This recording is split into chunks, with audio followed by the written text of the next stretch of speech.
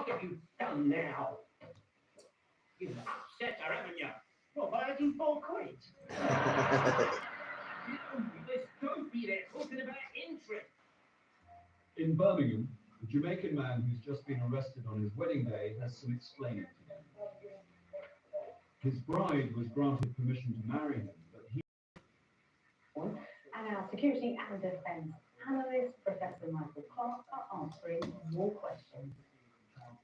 Breadth of Ukraine, and I think essentially happens that could be just the beginning of a sort of period of Hi everybody. assaults on Ukraine in relation for the attacks and on Easy the money. air bases.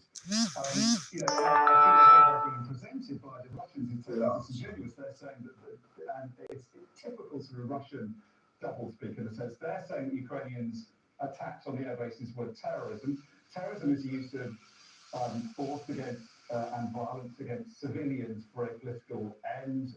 As I said earlier, attacks were military attacks on military targets, the Ukrainians versus the Russians. What the Russians did overnight was largely, it seems, attacks on civilian neighbourhoods using cruise missiles that have a sort of payload of 500 kilograms of explosives against apartment blocks. And with the pictures we've seen are pretty dramatic from Lviv in the far west to Kharkiv in the east and Kyiv in between. Largely residential areas, and sort of the dawn time pictures are residential blocks, block after block with big holes in them. So the Russians have been taking revenge, retaliatory action, and meting it out largely against the people of Ukraine, accusing their enemies of being terrorists, but actually carrying out effectively its kind of terrorist assaults overnight, and probably more to come. Before I go back to Michael, I just want to ask you, Dom, Gavin is asking here, do we think this war is about to change to an even more dangerous situation? Could the recent Ukrainian strikes be a turning point? Well, I think if you look at the kind of trajectory over the last few weeks, so when I was in Kyiv a few weeks ago, there was some kind of guarded, cautious optimism towards some kind of diplomatic progress, because we have the leaders of Britain, France, Germany and Poland going to Kyiv, standing alongside Zelensky, demanding the Russian agree to a ceasefire, and there was a sense of sort of a concerted, united pressure on the Russian leader to agree to a ceasefire.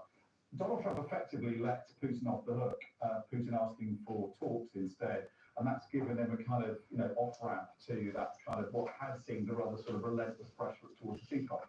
And what we're seeing now is that diplomatic progress kind of... All attempts to use marriage as a way of staying in the UK are based on genuine relationships. Today, a Be my son. targeting a man they believe has gone Never one feel step you're further alone, in his search no for matter, permanent no near, no far apart. I'm always really there in Officer your Ian heart, Stewart and Officer in Jeff yourself, Hunter are planning and to remember intercept the you man only moments fail when before you he stop gets trying. Never Steve, forget you're, that whatever you go through, no matter what, I will always love you. Love, Mum.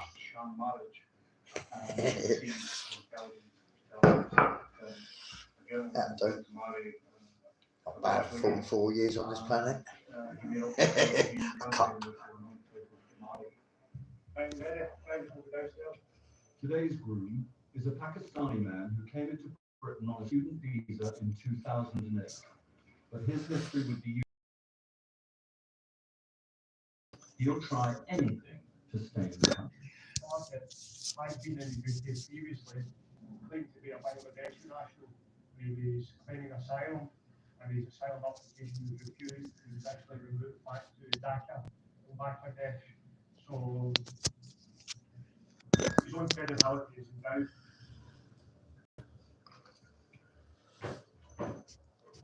The couple had no idea about the extra guest plan. The Russians win this war, but that's the kind of two-edged, I guess, sort of challenge for Ukrainians is showing willing for a ceasefire, but also pushing back against the narrative that they can't possibly win.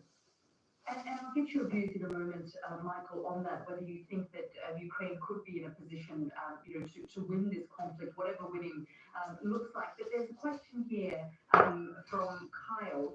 How big an impact do these strikes really have if Russia continues replenishing? And can Russia and the economy continue this war forever? Yeah, I mean, the Russians will find it hard to replace what they lost in this particular strike on Sunday if the Ukrainians are right that they damaged or destroyed 41 of the strategic bombers, which are the bears, the backfires, where we've got some evidence of that from the videos. Not sure how many blackjack bombers, the 160s that they might have got, the Block 160, which are the most modern.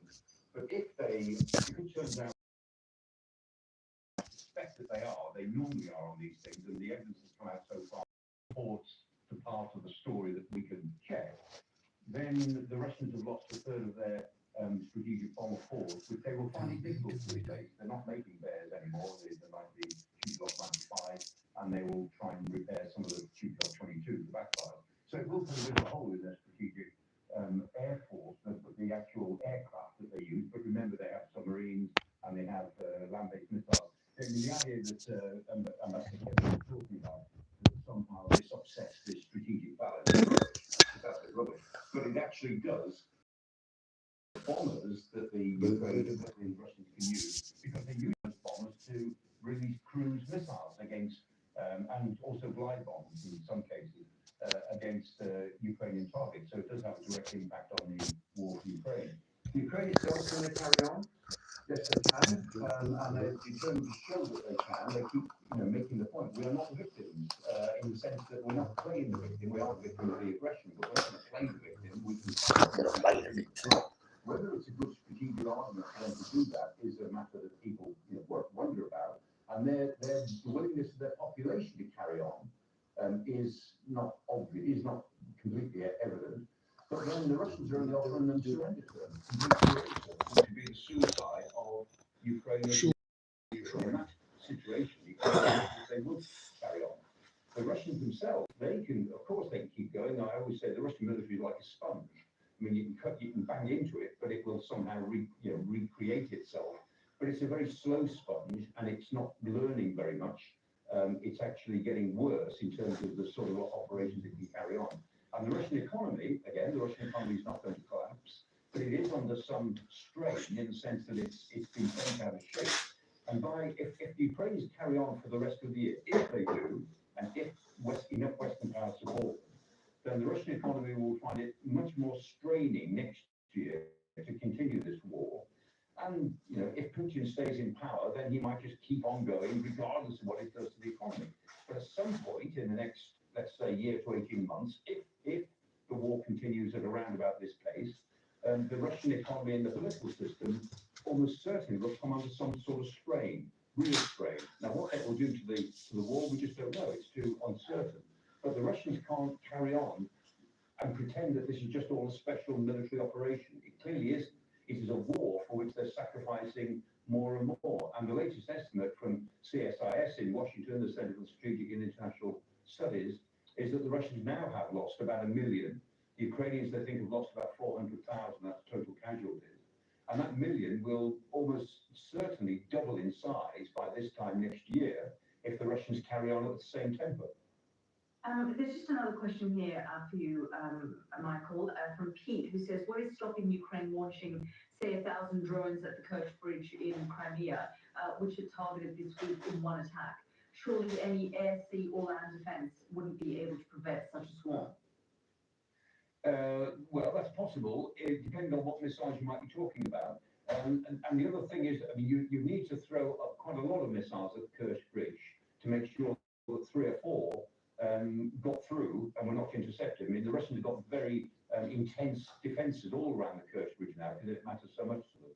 And the other point is that the bridges can be, it's very hard to completely destroy a bridge. Bridges can be damaged, but the Kerch Bridge is 12 miles long, and so you can put a few holes in it and they can be repaired. And by and large, the Russians will put a very high priority on keeping the bridge operational. But just like the airports around Moscow, you can take it out of commission for long periods. You can inconvenience everybody. You can make it vulnerable by attacks. But one single attack probably wouldn't do it. You'd need repeated attacks, and you'd end up using a lot of hardware to actually create a number of holes in the bridge that it took some time to repair. And actually bringing down a real span of the bridge, which is what the Ukrainians have tried to do, it is very difficult. But they've had 3 successes. The first one was probably ultimately the most successful. The second and third ones have been successful in a military sense, but not really successful in making the bridge impossible for the Russians to use for long periods. And John, I'm going to leave that Q&A war in Ukraine with Michael Yada and Dom, but do scan the QR code, it's on the screen if you want to stay with them, and indeed if you want to submit questions. Okay, let's take a look at your weather today. A bright start and always a warm welcome. The weather, sponsored by Qatar Airways. We're looking at a few more days of unsettled weather before conditions begin to settle in the south, with more sunshine coming and temperatures trending upwards. This afternoon, there'll be a mixture of sunshine and showers. Some of these may turn out to be heavy and thundery, especially for Suffolk, Essex and Kent. And it will become drier for the west as the evening approaches, while temperatures will reach the mid to high teens for most, may top 20 Celsius in places by mid-evening clouds increasing from the west. A bright start, a warm welcome. Qatar Airways sponsors the weather. We're watching Sky News coming out. The world's richest man takes on the world's most powerful. We'll get the latest reaction from the States.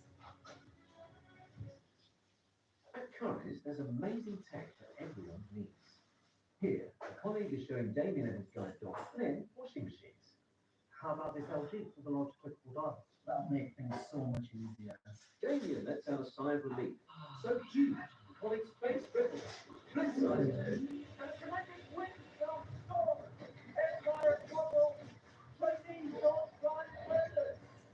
Amazing tech for everyone. Currys, beyond expectations. At Wren, get a Nest dishwasher for just $149 with our summer savings. The Great Renovation.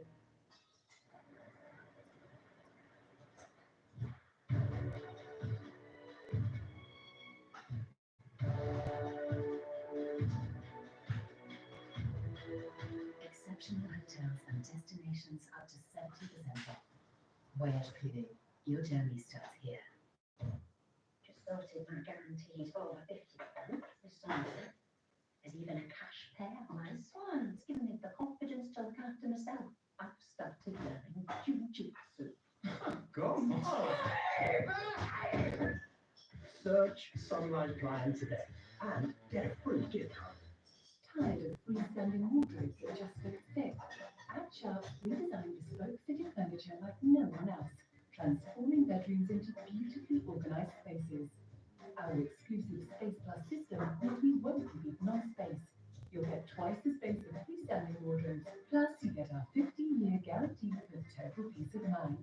The unmissable Sharps Half Price event is here. Book your free no-obligation phone visit today at sharps.co.uk. You want to watch a movie? You're going to need a big screen. Flying minutes, fly better. Welcome to the electrifying home of country music.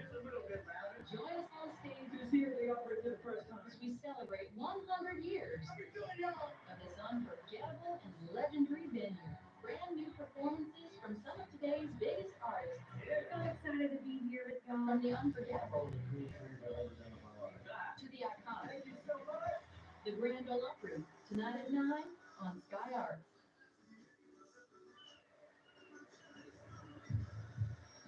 The Isle of Wight Festival is back.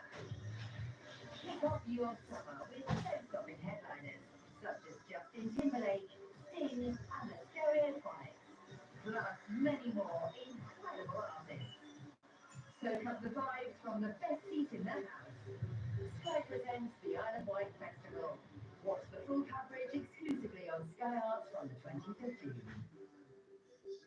Welcome back. The relationship between Donald Trump and Elon Musk has broken down massively and turned into a very personal, very public feud. Well, let's get some reactions to this now. I'm pleased to say I'm joined by Scott Lucas, Professor International Politics at the Clinton Institute. It's great to see you face, Scott. So what do you make of this? And not too long ago, the pair were the best of friends. Yeah, but you know what it's like when a relationship goes south. The best of friends turn very bitter enemies. And that's what we saw vividly in real time last night between Donald Trump's press conference and Elon Musk tweets. think it's important to get beyond that headline to say, okay, what has happened? Where can it go next? What's interesting is that Dirty Birdie, how you doing, son?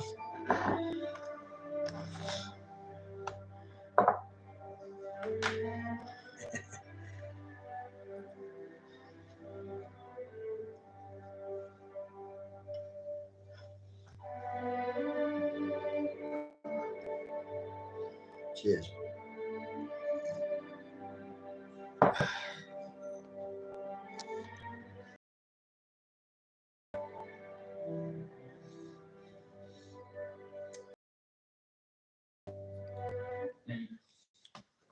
Now, a reporter, as Trump sat alongside the jury,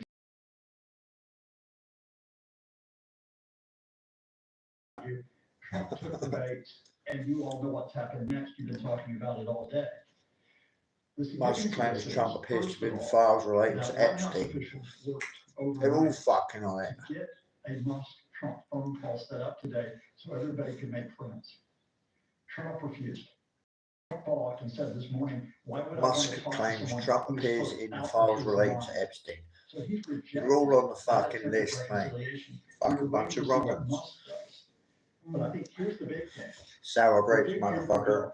Which had passed the lower house of Congress.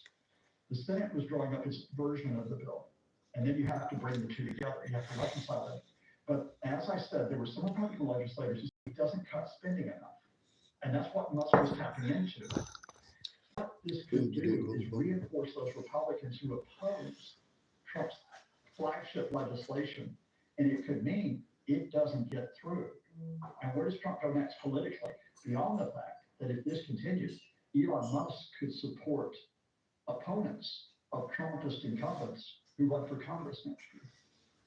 And Scott, you make such fantastic points there, but we have seen this before, haven't we?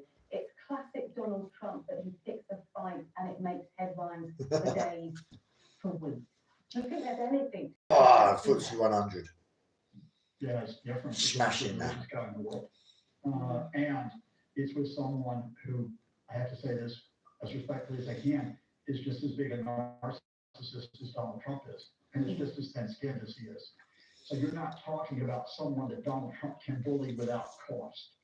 Now, I'm not saying Elon Musk would win a fight, but they both could wind up losing in this. Elon Musk in a fight with Trump. America, a proper punch up. Because what this does beyond these personalities, Yeah. as dark and humorous as it might be to watch it, South it Africa. adds to that unpredictability, No, I'd go Trump. He's fucking up. and unreliability of what is happening New in York America style. economically and politically. Because you don't know where it's going to go from day to day. You don't go from day to day if you're a refugee or an asylum seeker. You don't know where it's going to go day to day if you're an investor. You don't know where it's going to go day to day if, as you've been highlighting, you're in Ukraine trying to defend yourself against Russian invasion. So, you know, you would hope that there's some type of stepping back from the brink between these two, but I think this could go on for some time. It's hard to then predict or try to think of these two in agreement again. Do you think there will be things going on behind the scenes to cause what's been happening?